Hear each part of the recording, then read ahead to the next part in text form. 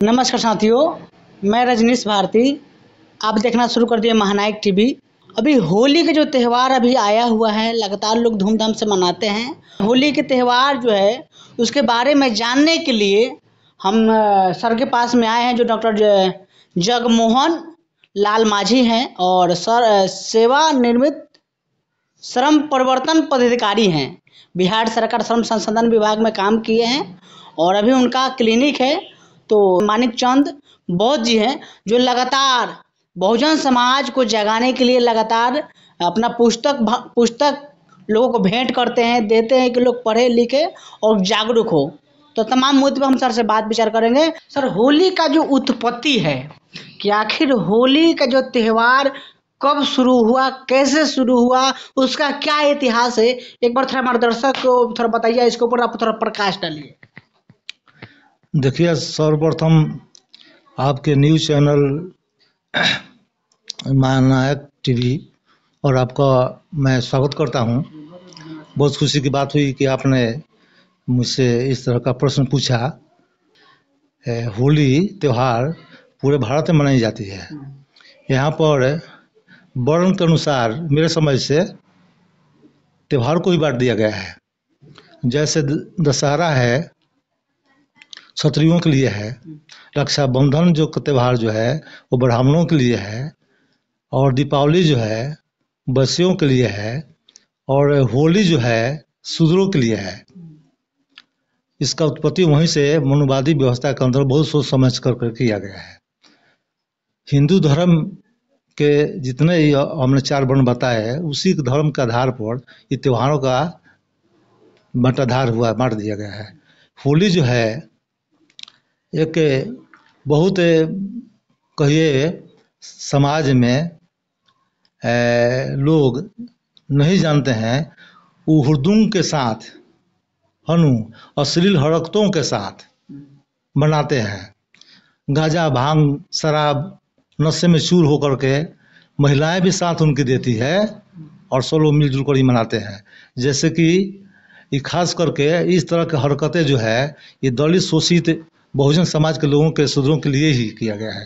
अपने अच्छे लोगों के लिए अच्छा त्यौहार का चुनाव किया गया है। और आगे हम बढ़ेंगे तो इसके इतिहास में होली का में शुरुआत होता है कि लखनऊ के जो है उत्तर प्रदेश राजधानी लखनऊ वर्तमान में, वहीं बगल में हरदोई जगह है। वहाँ राजा हरणाक्ष थे, उनके 2 पुत्र थे, हरणाक्ष या हिरण्यकश्यप। वहीं से उनकी होली का उत्पत्ति लोग मनाते हैं। और उनकी बहन थी होलिका और उनके पुत्र थे प्रहलाद। मतलब उनका बहन का नाम होलिका पहले से ही था? हाँ, पहले से ही था। अच्छा। बाद में नहीं पड़ा। पहले से उनका होलिका नाम था और पुत्र का नाम प्रहलाद था। तो हरणाक्ष जो थे 12 पुत्र थे, और वो उस समय ये आर्य और अनार्य जो विदेश से आकर के आए हमारे भारत में, वो आर्य जाति के थे। हम लोग अनार्य मूल निवासी यहाँ के थे, अनार्य जाति थे। और अनार्य जाति में ही जाति से बिलोंग करते थे हिरण्यकश्यप और हरणाक्ष। तो हरणाक्ष सबसे बड़े पुत्र थे। उसमें आर्यों से लड़ाई लड़ करके और अपना अधिकार जो छीना गया संपत्ति था सब छीन लिए थे।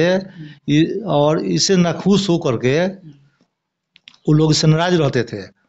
बाद में अपनी चाल चल करके हरणाक्ष को, बड़े भाई को, हिरण्यकश्यप के बड़े भाई को उन्होंने मार दिया था। अकेले रह गए थे हिरण्यकश्यप। उनकी बहन जो थी होलिका थी, उनके पुत्र थे प्रहलाद। तो बताया जाता है, ग्रंथों में ऐसे मिलता है कि उस समय प्रहलाद को पढ़ाने के लिए गुरुकुल में भेजा गया। किसी भी पिता के लिए पुत्र का अहमियत बहुत ज़्यादा होता है। और गुरुकुल में चूंकि जाने किसी अनार्य को अधिकार नहीं था, लेकिन चूंकि वो राजा थे उस क्षेत्र के, इस भय से वहाँ गुरुकुल में एडमिशन प्रहलाद को मिल गया और वहाँ शराब बनता था। गुरुकुल के कुछ पढ़ाने वाले तो खुद शराब बनाते थे और उनके अनुयायी थे, शराब बनाते थे और शराब पीने का भी वहाँ काम होता था। तो चूँकि राजा हिरण्याक्ष जो से बड़े भाई थे, वो आर्यों से संपत्ति अपना छीन लिए थे, अपना राज कायम कर दिए थे, तो वो नाखुश रहते थे।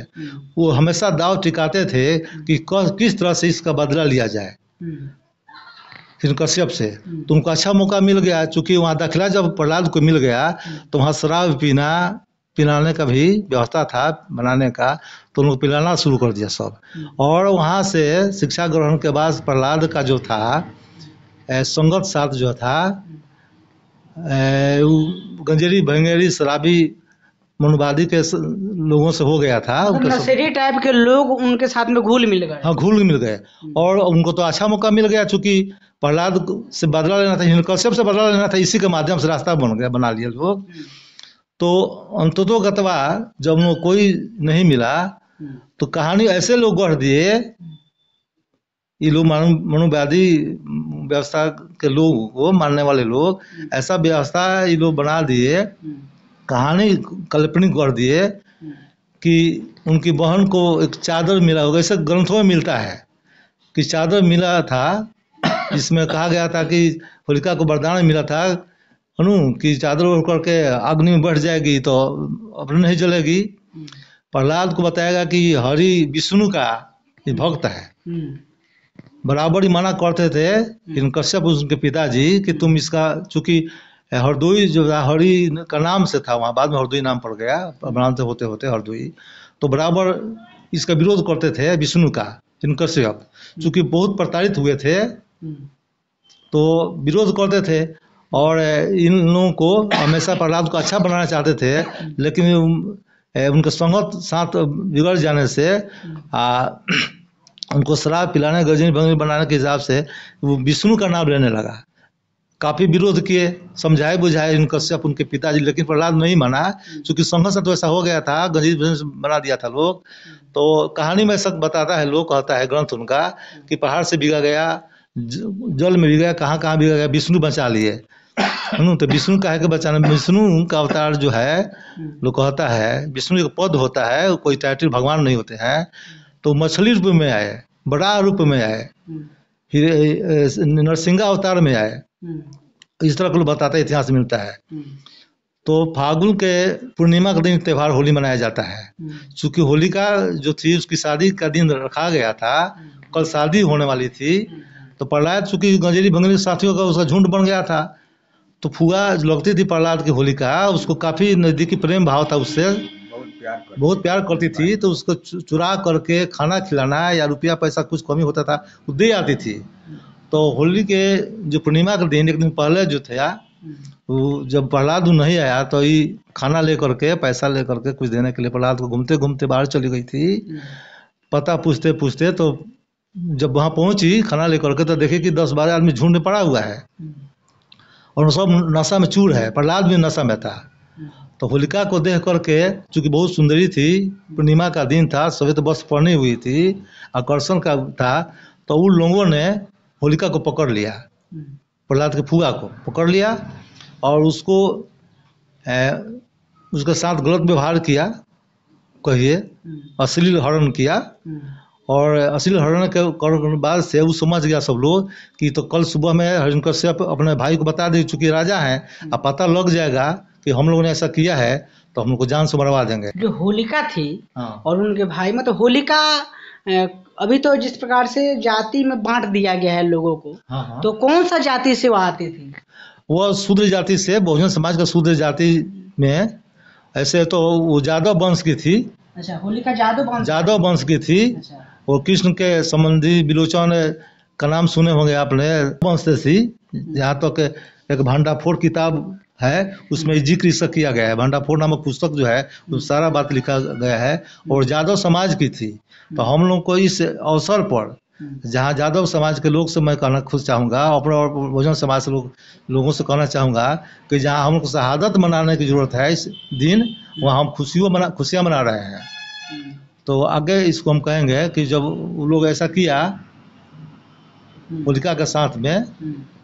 तो डर के भय से लोगों ने क्या किया कि जलाने के लिए, चूँकि हम लोग इसको जला दें कि तो निशान नहीं रहेगा, उसी रात को जा करके किसी का छप्पर से, किसी का खटिया, लकड़ी, चौकी जो भी मिला उठा करके लोग लाया, पता बाहर करके सब होलिका के ऊपर डालता गया और आग लगा करके रातों रात जला दिया।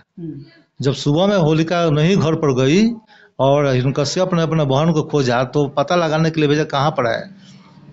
लोग गए खोजने के लिए, तो अंतरोगतवा जो जंगल में जलाया गया था वहाँ पता लगा कि यहाँ होलिका का जला दिया गया है। लेकिन सर थोड़ा सा जिस प्रकार से अभी के समय में यहाँ पर दिखाया जाता है कि होली से एक दिन पहले या 2 दिन पहले समत फूंका जाता है, तो समत के रहस्य और उसका रहस्य दोनों सेम दिखाई दे रहा है यहाँ पर। हाँ, यानी उनको जो जला दिया गया इसकी वजह से इसको समत में तब्दील कर दिया गया। हाँ, ये बहुत चाल, इसमें चाल है, मनवादियों का इसमें चाल है और समाज को भ्रमित करने के लिए दिशाई रूप दिया गया।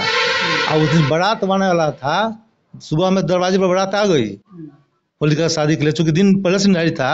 और उसमें जब बारात आ गई तो चूँकि होलिका तो थी नहीं, जला दिया गया था। इस समाचार उनको बारात समझा बुझा करके, उनका पति का नाम हमको याद नहीं आ रहा है, ये बात को जब सुने, होलिका के पति होने वाले पति को बात को सुने, तो जहाँ होलिका को जलाया गया था वहाँ पर पहुँचे और दुख दर्द इतना उनको अंदर से था, चूँकि बहुत प्यार करते थे, वहीं धराम से गिरे उस जगह पर और जितना राख था उड़ गया। जैसे लोग भंडाफोड़ पुस्तक नाम में लिखा हुआ है, वही आज धूल मिट्टी लेकर के पूरा राख उड़ाता है लोग हुड़दुम के साथ।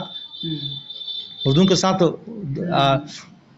वो बाद में ऐसा हुआ कि जब राजा को पता लग गया, 8 आदमी को पकड़ा गया और बुलवाए हिरण्यकश्यप। चूँकि राजा थे, उसमें प्रहलाद भी सम्मिलित था, तो इसलिए अपना ना न्याय करके, अपना ना फैसला दे करके पंच के सामने न्याय करने के लिए दीजिए। पंचों ने कहा कि तो बहुत जघन्य अपराध हुआ है, हमारे समाज के साथ, हमारे वर्ण के साथ ऐसा किया गया है, इसका सजा कठोर से कठोर देना चाहिए, दंड कठोर से कठोर। तो उन्होंने तलवार मंगा करके वो 8 आदमी के सिर पर, मस्तक पर यहाँ तलवार के नोक से अबीर शब्द का उल्लेख किया, लिखा।